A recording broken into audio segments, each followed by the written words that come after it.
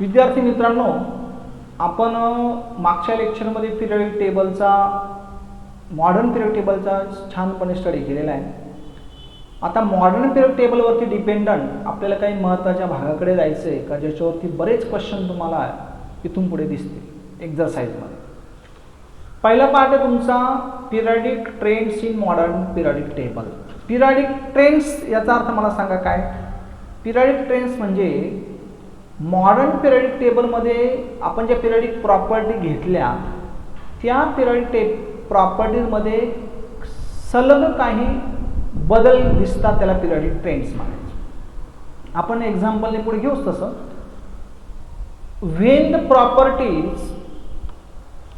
when the properties of elements in period or group of the modern periodic table are compared, certain regularities observed in their variation, it is called periodic trend. म्हणजे जर तुम्ही एखादी property choose केली atomic size सारखी आणि ती जर तुम्ही पिरियडिक टेबलच्या अक्रॉस द पिरियड म्हणजे आडव्या ओळीने तिचा अभ्यास करत गेला किंवा डाऊन द ग्रुप उभ्या ओळीने म्हणजे तुम्ही ग्रुपमध्ये तिचा अभ्यास केला, तर तुम्हाला काही व्हॅरिएशन रेग्युलर व्हॅरिएशन दिसतं. म्हणजे तुम्हाला एक सारखा बदल घडून आलेला दिसतो. अशा प्रकारचे जे प्रॉपर्टीज असतात त्या प्रॉपर्टीला पिरियडिक ट्रेंड्स म्हणतात. पुढे एक एक्झाम्पल घेतलं की आपल्याला डिटेल कळेल. आता याच्यामध्ये अशा अनेक पिरियडिक ट्रेंड्स आहे. त्यातली व्हॅलन्सी आहे, ॲटॉमिक साईज आहे, मेटॅलिक आणि नॉन मेटॅलिक कॅरेक्टर आहे. पुढे तुम्हाला 11th-12thला इलेक्ट्रोनिगेटिव्हिटी, आयोनायझेशन एन्थॅल्पी अशा अनेक पिरियडिक ट्रेंड दिसतील. आपल्याला मात्र याच्यामध्ये फक्त व्हॅलन्सी, ॲटॉमिक साईज, मेटॅलिक आणि नॉन मेटॅलिक कॅरेक्टर अशा 3च पिरियडिक ट्रेंडचा स्टडी करायचा आहे. त्यापैकी पहिली पिरियडिक ट्रेंड आपली आहे व्हॅलन्सी. ही डेफिनेशन मी परत रिपीट करेल थोड्या वेळाने. आपण एखादी पिरियडिक प्रॉपर्टी घेतली काही तुम्हाला व्यवस्थित कळेल. आता पहिली पिरियडिक प्रॉपर्टी आपली आहे व्हॅलन्सी. व्हॅलन्सीला आपण मराठीत संयोजन म्हणतो. It is combining capacity of that atom of an element. एखाद्या इलेमेंटच्या ॲटमची कंबायनिंग होण्याची क्षमता, संयोग पावण्याची क्षमता, त्याला म्हणायचं valence. Valency depend on valence electron. एखाद्या इलेमेंटची व्हॅलन्सी ही व्हॅलन्स इलेक्ट्रॉनवर डिपेंड असतो. आपण मागच्या लेक्चरमध्ये व्हॅलन्स इलेक्ट्रॉन म्हणजे काय त्याचा स्टडी केला आहे. काय व्हॅलन्स इलेक्ट्रॉन म्हणजे त्या इलेमेंटच्या आउटरमोस्ट शेलमध्ये असणारे इलेक्ट्रॉन, शेवटच्या कक्षेत असलेल्या इलेक्ट्रॉनची संख्या म्हणजे व्हॅलन्स इलेक्ट्रॉन. मग व्हॅलन्स इलेक्ट्रॉनवरून आपल्याला काय फाईंड करता येते, व्हॅलन्सी फाईंड करता येते. Valency is nothing but or valency equal to number of valence electrons. जर व्हॅलन्स इलेक्ट्रॉनची संख्या 4 पेक्षा कमी असेल तर जे व्हॅलन्स इलेक्ट्रॉन तीच त्याची व्हॅलन्स.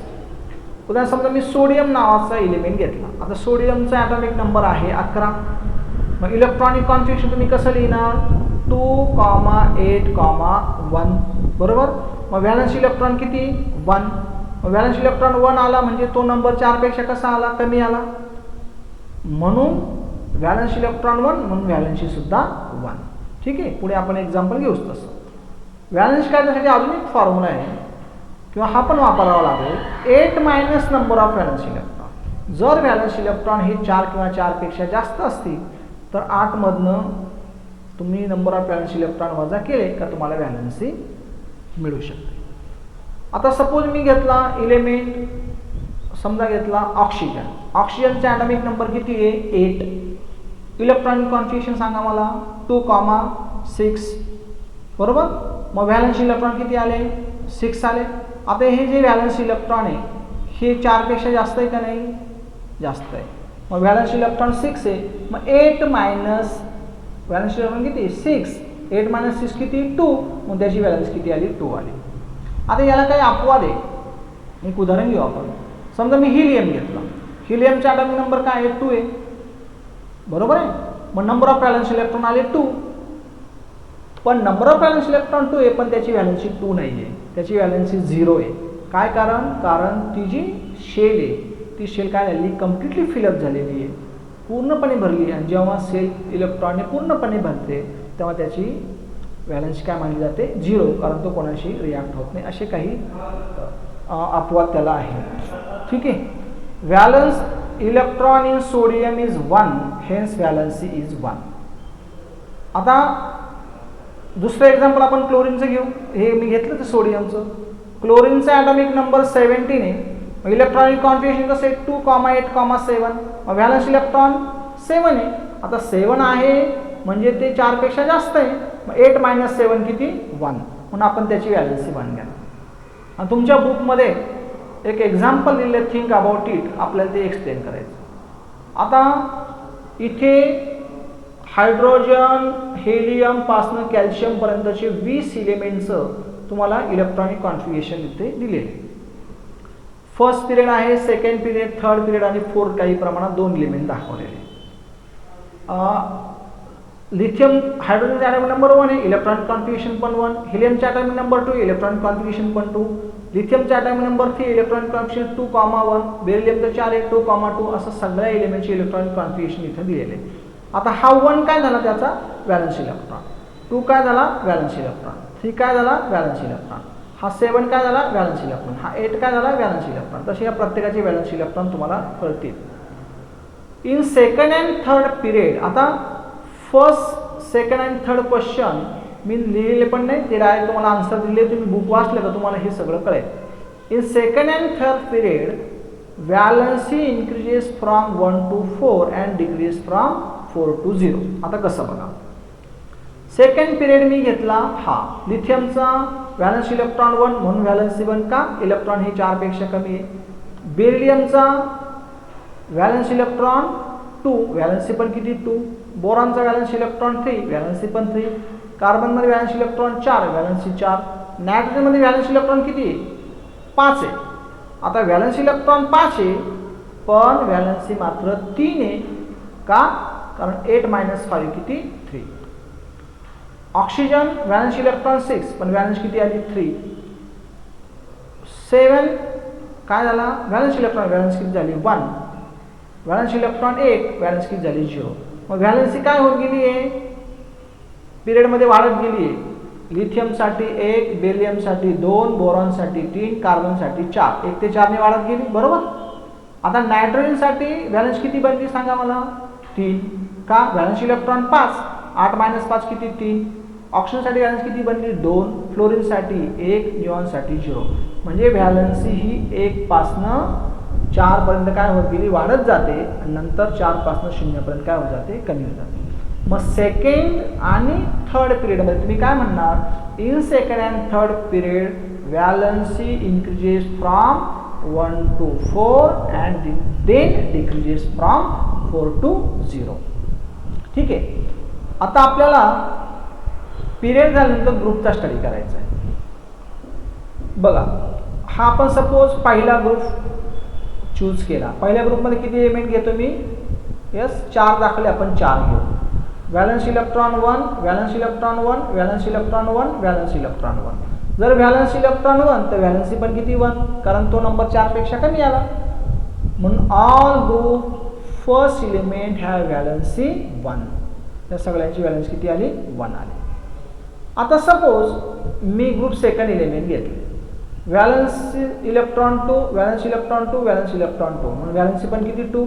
सगळ्या एलिमेंटची व्हॅलन्सी किती आहे 2च आहे. आता समजा 0 ग्रुप घेतला, 0 ग्रुपमध्ये व्हॅलन्स इलेक्ट्रॉन 2 आहे पण व्हॅलन्स किती 0. मी तुम्हाला मग सांगितलं व्हॅलन्स इलेक्ट्रॉन 8, व्हॅलन्स किती 0. व्हॅलन्स इलेक्ट्रॉन 8, व्हॅलन्स किती 0. So the element present in 18 group और 0 ग्रुप ऑल हॅव व्हॅलन्सी 0. आपण याच्यावरनं काय लक्ष येतं, all group first element have valency 1, all group 2 element have valency 2, all group 8 element have valency 0. Element belonging to same group have same valency. एकाच ग्रुपमध्ये असणाऱ्या सगळ्या एलिमेंटची valency कशी असते सेम असते. आता आपल्या बुकमध्ये याच्यावर एक रिझन आले, scientific reason, give scientific reason म्हटलं आहे. क्वेश्चन असा बघा, element belonging to the same group have same valency. आता आपण आन्सरमध्ये काय लिहिलं, पहिला point valency of element depend on valence electron. इलेमेंटची व्हॅलन्सी व्हॅलन्स इलेक्ट्रॉनवर डिपेंड असते. दुसरा पॉईंट येणार, element belonging to same group have same valence electron. एकाच ग्रुपमध्ये असणाऱ्या सगळ्या इलेमेंटचे व्हॅलन्स इलेक्ट्रॉन हे सेम असतात. आणि जर व्हॅलन्स इलेक्ट्रॉन सेम असेल तर व्हॅलन्सी काय आली, same. Therefore they have the same valence. इथं आपण फर्स्ट पिरियडिक ट्रेंड्स किंवा फर्स्ट पिरियडिक प्रॉपर्टीचा स्टडी केला, ती म्हणजे व्हॅलन्सी. काय शिकलो आपण, valency is combining capacity of atom, valency depend on valence electron, बरोबर. आणि how valency change in period and group. आता क्वेश्चन कसा आहे बघायच्यावरती, how valency change in period and group. आपण काय म्हणणार, in second and third period valency increases from 1 to 4 and then decreases from 4 to 0. आणि ग्रुपसाठी काय म्हणणार, element belonging to same group have same valency. एकाच ग्रुपमध्ये असणाऱ्या सगळ्या इलेमेंटची व्हॅलन्सी ही सेम असते. इथं आपण फर्स्ट पिरियडिक प्रॉपर्टी फिनिश केली, ती म्हणजे व्हॅलन्सी. तुम्ही एक्झरसाइज बघा, तुम्हाला व्हॅलन्सीवरती बरेच क्वेश्चन दिसतील. एवढी स्लाइड व्यवस्थित तुम्ही ऐकली का तुम्हाला सगळे क्वेश्चन सॉल्व्ह करता येतील. आता दुसरी जी आपली पिरियडिक प्रॉपर्टी आहे, ती दुसरी पिरियडिक प्रॉपर्टी आहे ॲटॉमिक साईज. त्याला आपण अणूंचा आकार म्हणतो. Atomic size depend on atomic radius and it is the distance between the nucleus of the atom its outermost shell. Atomic size ही ॲटॉमिक रेडियसवर डिपेंड असते आणि ॲटॉमिक रेडियस म्हणजे त्या इलेमेंटची न्यूक्लियस आणि त्याची आउटरमोस्ट सेलमधलं डिस्टन्स असतं. आता तुमच्या लेवलला ही डेफिनेशन सफिशियंट आहे. पुढे तुम्हाला ॲटॉमिक साईजचे किंवा ॲटॉमिक रेडियसचे वेगळे टाईप येतील, covalent radius, ionic radius, van der Waals radius, ते तुम्हाला नंतर स्टडी करू शकतो. आता समजा हे दोन ॲटम आहेत, त्यांची नावं आपल्याला काही गरज नाही त्याच्याशी. आणि ह्या दोन ॲटममधला हे जे न्यूक्लियसमधलं जे डिस्टन्स आहे, दोन्ही ॲटमच्या न्यूक्लियसमधलं डिस्टन्स ते डीने दाखवलेलं आहे. मग याची रेडियस काय येईल किंवा ॲटॉमिक साईज काय मानली जाईल, डिस्टन्स बाय 2, कारण हे दोन ॲटम आहे. उदाहरणार्थ आपल्याला हायड्रोजनसाठी आपण घेऊ, हे तुमच्या बुकमध्ये नाही आहे, याची गरज नाही आहे, तुम्हाला हे येणार पण नाही, लिहायचं पण नाही. तुम्हाला फक्त हा जो पार्ट आहे एवढा इम्पॉर्टंट आहे, पण तो समजण्यासाठी हे मी तुम्हाला एक्सप्लेन करतो. असं समजा हायड्रोजन मॉलिक्यूल घेतला. आता हायड्रोजन मॉलिक्यूलचा हा एक हायड्रोजन ॲटम आणि हायड्रोजन ॲटम एकमेकांच्या शेजारी आहे, ते एकमेकांना कोव्हॅलंट बॉन्डने जोडलेले. मग हे झालं त्या दोन ॲटममधलं काय, डिस्टन्स. आणि जर आपण याला 2ने डिवाइड केलं तर तुम्हाला काय येईल, ॲटॉमिक रेडियस. मग बघा, इथपासून इथपर्यंत हायड्रोजनची ॲटॉमिक रेडियस आहे आणि इथपासून इथपर्यंत हायड्रोजन ॲटॉमिकची रेडियस. ठीक आहे. Atomic radius is express in picometre, हे युनिट आहे. आणि 1 picometre is equal to 10⁻⁻12 metre पाहिजे. इथं मीटर तुम्ही करा. ठीक आहे.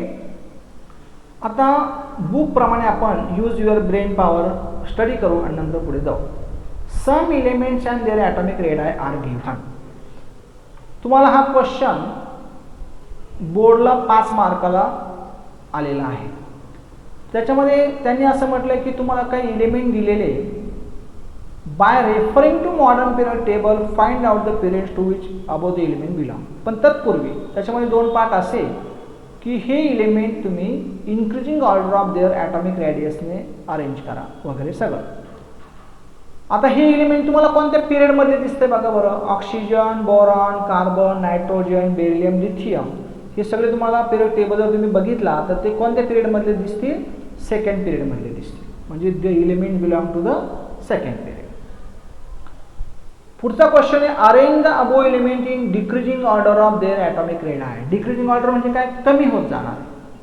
आता सगळ्यात मोठा जो ॲटम आहे लिथियम, त्याची ॲटॉमिक रेडियस आहे 152. मग 152 लिहिला. नंतर बेरिलियम 111 लिहिला, बोरॉन लिहिला, कार्बन लिहिला, नायट्रोजन लिहिला, ऑक्सिजन लिहिला. अशी आपण decreasing order of their atomic रेडियसनं अरेंज केली. हे पण तुम्हाला परीक्षेला येतं, महत्त्वाचं आहे. Does this arrangement match with the pattern of the second period of the modern periodic table? Answer आहे यस. आता हे कसं एक्सप्लेन करू आपण बघू. Lithium, beryllium, boron, carbon, nitrogen, oxygen अशी आपण डिक्रीजिंग ऑर्डरने अरेंजमेंट केली. आता आपण पिरियड टेबलमध्ये बघू बरं तशी केलेली का मॉडर्न पिरियड टेबलमध्ये बघा आहे. सेकंड पिरियडमध्ये इथं तुम्हाला लिथियम आहे, बेरिलियम आहे, बोरॉन आहे, कार्बन आहे, नायट्रोजन, ऑक्सिजन आणि फ्लोरीन आहे. म्हणजे यांची अरेंजमेंट पिरियड टेबलमध्ये दाखवल्याप्रमाणे झालेली आहे. ठीक आहे. म्हणून आम्ही आन्सर लिहिलं yes. Which of the above element have the biggest and the smallest atom. आता बिगेस्ट ॲटम सांगा मला कोणतं आहे. लिथियम का ज्याची ॲटॉमिक रेडियस 152 पिकोमीटर आहे. आणि स्मॉलेस्ट ॲटम कोणता आहे सांगा मला. ऑक्सिजन ज्याची ॲटॉमिक रेडियस ही 66 पिकोमीटर आहे. म्हणून काय म्हणणार तुम्ही yes which of the above element have the biggest and the smallest. Biggest कोणता घेतला लिथियम आणि स्मॉलेस्ट कोणता घेतला ऑक्सिजन. हा बोर्डला आलेला क्वेश्चन आहे, 5 मार्कला असतो. What is the periodic trends observe. तुम्हाला काय पिरियडिक ट्रेंड्स लक्षात आला बघा. तुम्ही लेफ्टकडे लिथियम आहे, नंतर राईटकडे जा बेरिलियम, त्याच्या राईटकडे जा बोरॉन आहे. ॲटॉमिक साईज हळूहळू कमी होत जाताना दिसते. 152, 111, 88, 77, 74, 66 असे ॲटॉमिक साईज डिक्रीजिंग ऑर्डरने दिसते. So what is the periodic trend observe. Atomic radius goes on decreasing while going from left to right. लेफ्टकडनं राईटकडे जाताना ॲटॉमिक रेडियस ही कमी होत जाते. आता का कमी होत जाते याचं रिझन आपल्याला घ्यायचं आहे. शेवटचा पार्टकडे आपण जाऊ. While going from left to right within a period. पिरियडमध्ये लेफ्टकडून राईटकडे जाताना ॲटॉमिक नंबर इन्क्रीज बाय 1. का कारण ॲटॉमिक नंबर वाढतो. ॲटॉमिक नंबर वाढला एक एकने वाढेल ना, कारण अरेंजमेंट ही इन्क्रीजिंग ऑर्डरने केली. म्हणजेच positive charge on the nucleus increase by 1 unit. आता तुम्हाला माहिती आहे न्यूक्लियसमध्ये काय असतात प्रोटॉन. प्रोटॉन कोणते चार्ज आहे पॉझिटिव्ह चार्ज आहे. मग ॲटॉमिक नंबर एकने वाढला म्हणजे एकने पॉझिटिव्ह चार्ज वाढला बरोबर. But additional electron get added to the same outermost shell. आता प्रोटॉन नंबर वाढला म्हणजे इलेक्ट्रॉन नंबर पण वाढतो, पण इलेक्ट्रॉन मात्र त्याच शेलमध्ये ॲड झालेला असतो. आता आपण याचं एक एक्झाम्पल घेऊ, इथे तुमच्या लक्षात येईल.